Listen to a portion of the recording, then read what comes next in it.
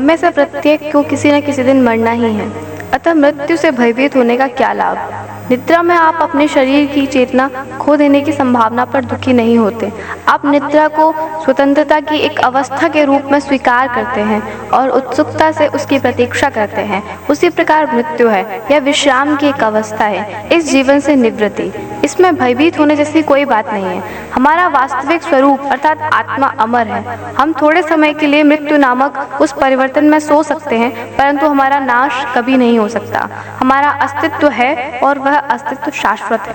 लहर किनारे तक आती है और फिर सागर के साथ एक हो जाती है।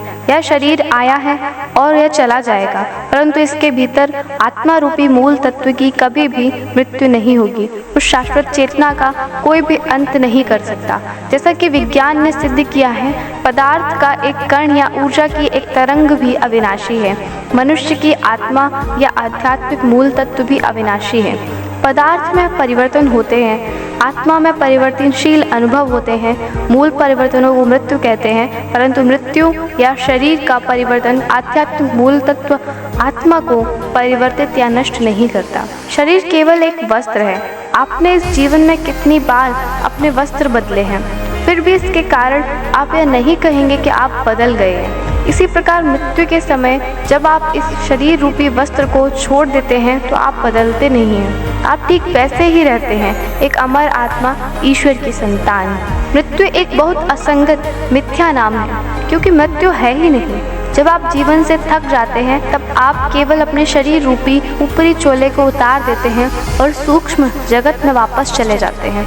अर्थात शरीर नष्ट होता है, उसके अंदर का जीवात्मा नष्ट कभी नहीं होता है। गीता में भगवान अर्जुन से कहते हैं, अंतवंत इमे देहा नित्यस्योक्ता शरीरिणः अनाशिनो प्रमेयस्य तस्माद् युध्यस्व भारत। इस नाश रहित अप्रमेय नित्य स्वरूप जीवात्मा के ये सब शरीर नाशवान कहे गए हैं। इसलिए हे भरतवंशी अर्जुन, तू युद्ध कर।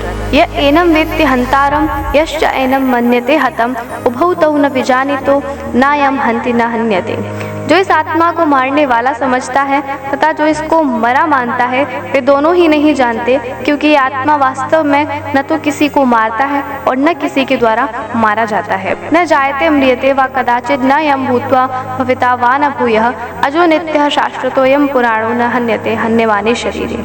यह आत्मा किसी काल में भी न तो जन्मता है और न मरता ही है, तथा न यह उत्पन्न होकर फिर होने वाला ही है, क्योंकि यह अजन्मा, नित्य, सनातन और पुरातन है। शरीर के मारे जाने पर भी यह नहीं मारा जाता।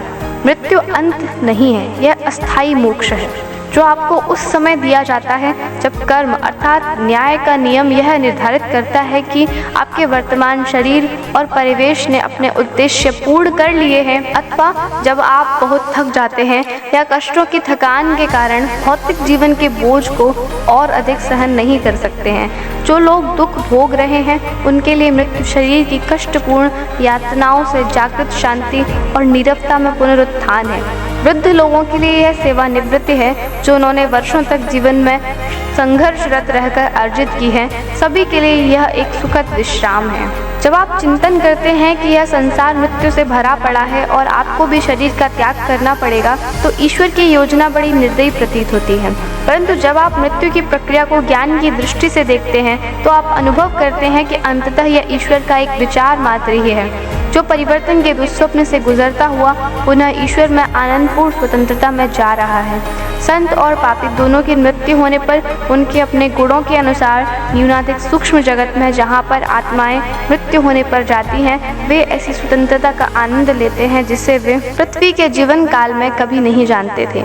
इसलिए उस व्यक्ति के लिए खेद व्यक्त मत करो जो मृत्यु के भंवर से गुजर रहा है, क्योंकि कुछ ही क्षणों में वह स्वतंत्र हो जाएगा। मरते हुए मनुष्य की चेतना अचानक भौतिक शरीर के भार से, श्वास की आवश्यकता से और शारीरिक कष्ट से मुक्ति का अनुभव करती है। आत्मा एक अत्यधिक शांतिपूर्ण, अस्पष्ट, धुंधले प्रकाश वाली सुरंग में से ऊपर जाने के भाव का अनुभव करती है। उसके पश्चात आत्मा एक विस्मरणशील निद्रा की अवस्था में चली जाती है, जो जो कि भौतिक शरीर में अत्यधिक गहरी निद्रा के अनुभव से लाखों गुना गहरी और आनंदप्रद होती है।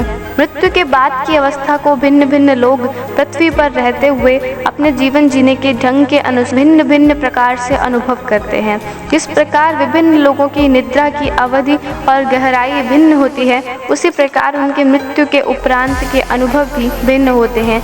अच्छा व्यक्ति जो जीवन रूपी उद्योगशाला में कड़ी मेहनत करता है, थोड़े समय के लिए गहरी अचेतन आरामदायक निद्रा में चला जाता है। इसके पश्चात वह सूक्ष्म जगत के किसी जीवन के क्षेत्र में जागता है। मृत्यु के बाद जीवन कितना आनंदपूर्ण है।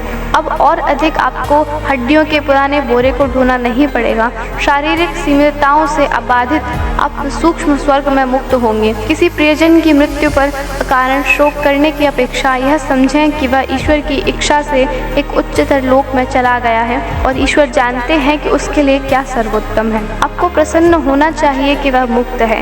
यह प्रार्थना करें कि आपका प्रेम और आपकी सद्भावना उसके आगे के पथ पर उसके लिए प्रोत्साहन का संदेश वाहक बने। यह दृष्टिकोण कहीं अधिक सहायक है। निसंदेह दिवंगत प्रियजनों को यदि हम याद ही न करें तो हम मानव कहलाने के योग्य नहीं होंगे, परंतु उनके जाने से उत्पन्न अकेलेपन में ही डूबे रहकर हम यह नहीं चाहेंगे कि हमारी स्वार्थी आसक्ति उनको इस लोक से बांध कर रखने का कारण बने। आपका अत्यधिक दुखी रहना दिवंगत आत्मा के लिए अधिक शांति और मुक्ति की ओर अग्रसर होने में बाधा बनता है। जो प्रियजन दिवंगत हो गए हैं, उन्हें यदि अपने विचार भेजने हो तो अपने कमरे में शांत बैठकर ईश्वर का ध्यान करें। जब आपको अपने अंतःकरण में ईश्वर की शांति अनुभव हो, तब भ्रूमध्य में स्थित इच्छा शक्ति के केंद्र अर्थात कूटस्थ पर गहरी एकाग्रता के साथ मन को केंद्रित करें और अपने दिवंगत प्रियजनों को अपना प्रेम प्रेषित करें। कूटस्थ में उस व्यक्ति का मानस दर्शन करें जिससे आप संपर्क करना चाहते हैं। उस आत्मा को अपने प्रेम, शक्ति एवं साहस के स्पंदन भेजें। यदि आप निरंतर यह करते रहे और उस प्रियजन के प्रति आपकी चाहत की प्रबलता में कोई कमी आपने नहीं आने दी, तो उस आत्मा तक आपके स्पंदन निश्चित ही पहुंच जाएंगे। ऐसे विचार आपके प्रियजनों में अपनी सौम्यता एवं किसी के द्वारा प्रेम किए जाने की भावना उत्पन्न करते हैं। जिस तरह आप उन्हें नहीं भूले हैं, वैसे ही वे भी आपको नहीं भूले हैं। अपने प्रियजनों को प्रेम और सद्भाव के विचार जितनी बार भेजना चाहें भेजें, परंतु कम से कम साल में एक बार अवश्य भेजना चाहिए। राम नरेश त्रिपाठी ने मृत्यु का वर्णन इस रूप में किया है। निर्भय स्वागत करो मृत्यु का, मृत्यु एक है विश्राम स्थल। निर्भय स्वागत करो मृत्यु का, मृत्यु एक है विश्राम स्थल। जीव जहाँ से फिर चलता है, धारण कर नव जीवन संबल, धारण कर नव जीवन संबल। मृत्यु एक सरिता है जिसमें श्रम से कातर जीव नहाकर फिर नूतन धारण करता है, काया रूपी वस्त्र बहाकर, काया रूपी वस्त्र बहाकर। धन्यवाद।